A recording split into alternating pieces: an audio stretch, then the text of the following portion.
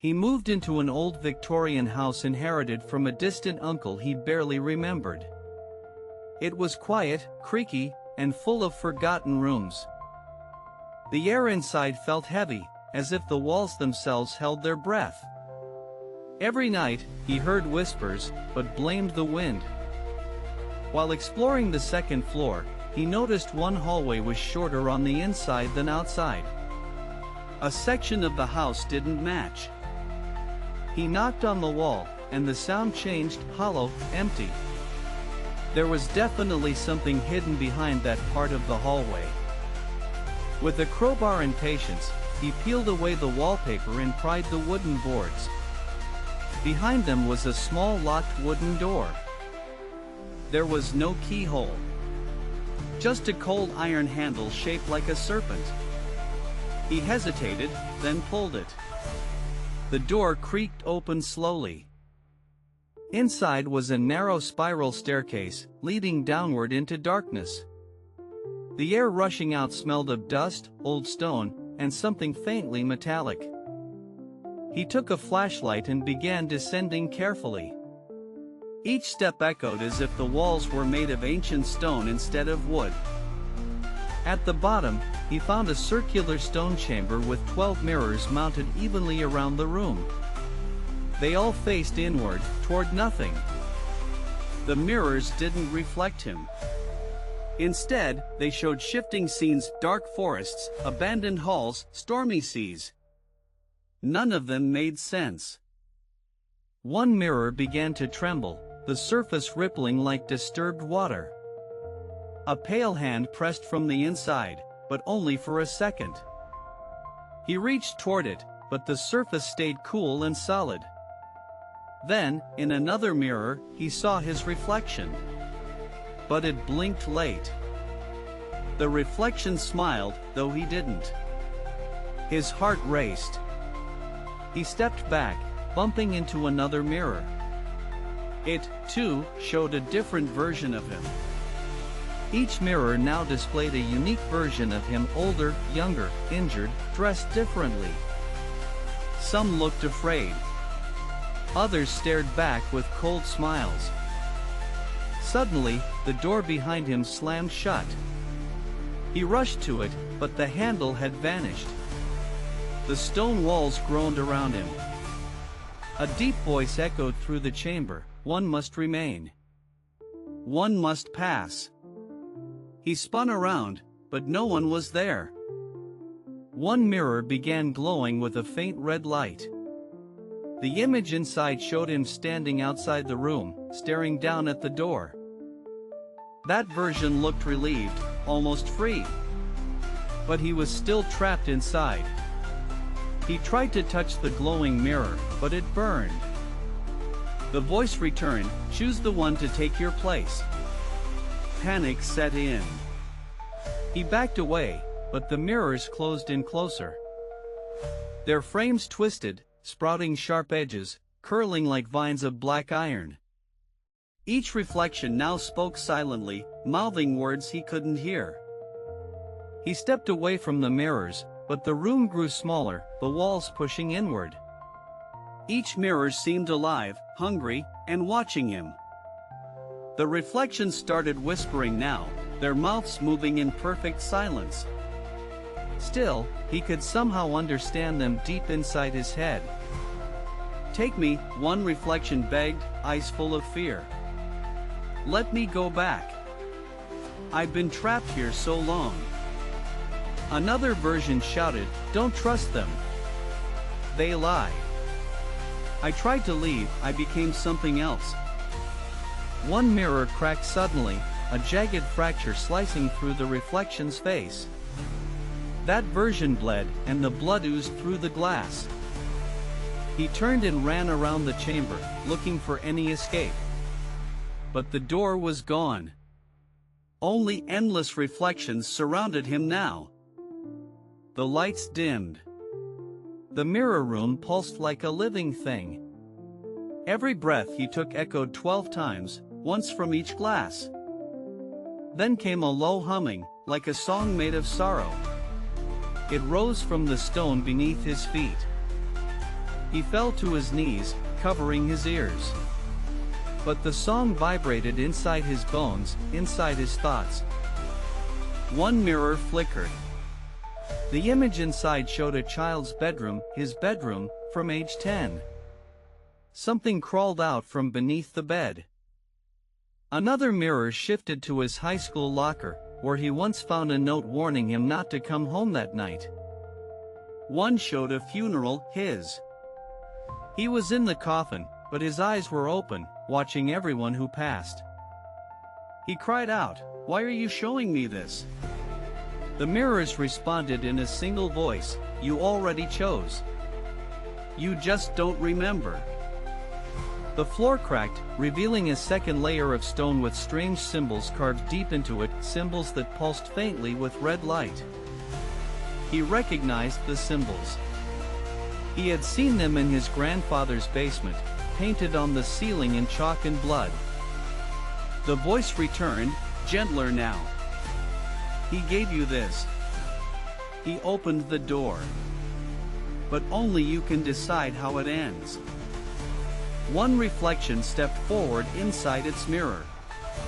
It looked older, wiser, but its eyes were gone, just hollow dark pits. "I stayed," it whispered. "I let him go. But the room changed me. Now I wait for someone new. Someone like you." He stepped back again, heart pounding, but the mirrors followed him. The room twisted, now the ceiling reflected him too. He screamed. 1,000 versions of his voice screamed back. The mirrors cracked again, but didn't break. They only smiled. He stumbled toward the center of the chamber, where no mirror could reach. Yet their eyes followed, watching every breath he took. The older reflection spoke again, louder now, "You can't leave without choosing. One must replace you, or you stay forever." He shouted, "None of you are real." But the reflections laughed, some in mockery, others in pain. A cold wind swept through the chamber. The mirrors shivered, their glass fogging briefly as if exhaling. He dropped to the floor, his hands shaking. In the corner of the room, a new mirror began to form from the stone. It rose slowly, its frame twisting like roots. Inside it showed a version of him sitting in a hospital bed. Machines beeped, nurses moved quickly. His eyes were closed in that mirror, unconscious, barely alive. The voice whispered, "This is your body now. Your soul is here. Choose who lives, and who watches." He stared at the hospital image. "Am I dying?" The mirrors didn't answer. They only showed possibilities, some filled with peace, others with horror. He felt time slowing. His heart beat once every few seconds. Even the dust floated midair, like frozen memories. One mirror began flashing images rapidly: childhood, fear, laughter, darkness, a door slamming, a candle burning out. He remembered the day he found his grandfather whispering to a mirror in the attic. That was the first time it called. He didn't answer then. But now he had stepped through and found the source of the whispers. The mirror showing the hospital blinked. Now his eyes were open. A nurse called for a doctor. "He's waking up," she said. He felt a sudden tug, like something inside him was being pulled upward, back toward that world. But something held him down. The other versions, they were all reaching for him, begging, pleading, angry, desperate. They climbed inside the mirrors, pounding the glass, their hands bloody, their mouths screaming without sound. "Take me. Choose me. Let me out. I remember. It's mine. It's my turn." He backed away from the hospital mirror. "I don't know what's real anymore," he whispered. "I don't even know who I am. The voice said, then pick. Be the one who remembers, or become one who watches.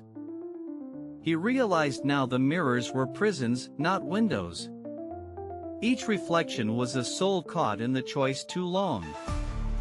Too long, and you forget who you were. You become only what the mirror shows. He stood trembling at the center of the room, surrounded by reflections of himself, each more broken than the last. One mirror now showed nothing at all. Only darkness. But he could feel something breathing on the other side. Another reflection stood completely still, eyes wide with terror.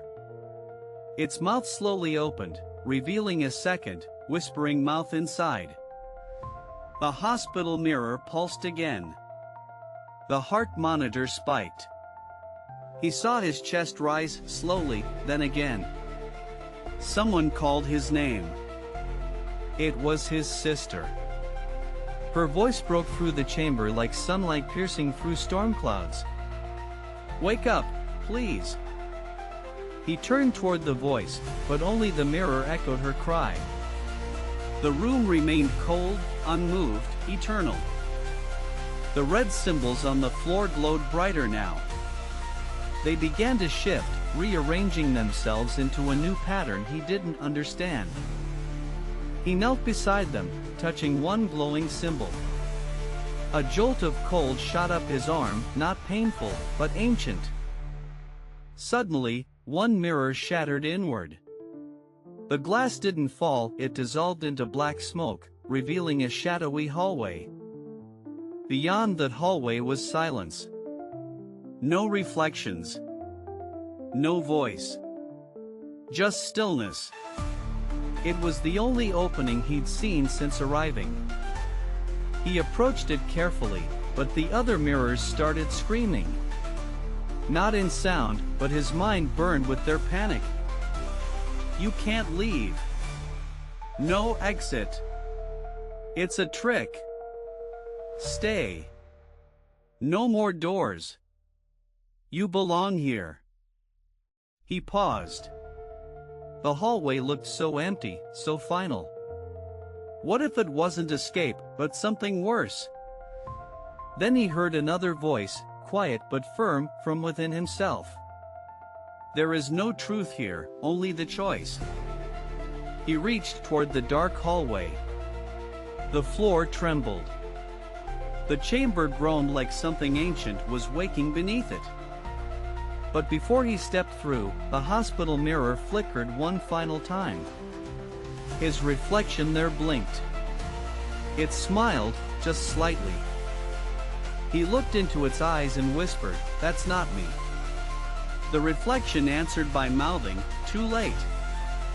The hallway reached out like a tongue of shadow, pulling him one step forward. The mirrors dimmed, then pulsed as if in mourning. He took another step, and the stone symbols beneath him turned bright white. The shadows screamed. The room shook violently. Then, silence. Stillness. A sudden absence of all sound, like the world held its breath for a moment too long. The hallway dissolved behind him. The chamber of mirrors vanished like smoke. He stood in endless white space, barefoot, heart pounding. Ahead of him stood only one thing, a mirror, tall and cracked, but showing a clear image of himself. No other versions. No flickers. No distortion. Just him, tired, older, afraid, but real. A voice echoed one final time, "You chose nothing. And so, you chose yourself." The mirror shimmered. He reached out, hand trembling, and touched the surface. This time it didn't resist. It was warm. In a blink, he was back in the hospital bed. Gasping. Awake. Nurses ran in. Machines beeped faster. He was alive. His sister wept beside him. "You were gone for 3 minutes," she said. "You stopped breathing. He looked at the ceiling, then at the mirror in the hospital room's corner. His reflection stared calmly back. But it blinked twice. He said nothing. Weeks passed. He left the hospital. But something stayed with him. The feeling of eyes watching from glass. Every mirror he passed shimmered slightly when he blinked. Sometimes, a shape moved just out of view. One night, he covered all the mirrors in his house. Every last one. Just in case. But still, he hears them sometimes. Whispers in the dark.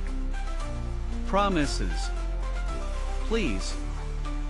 Because when you enter the mirror room, part of you never truly leaves.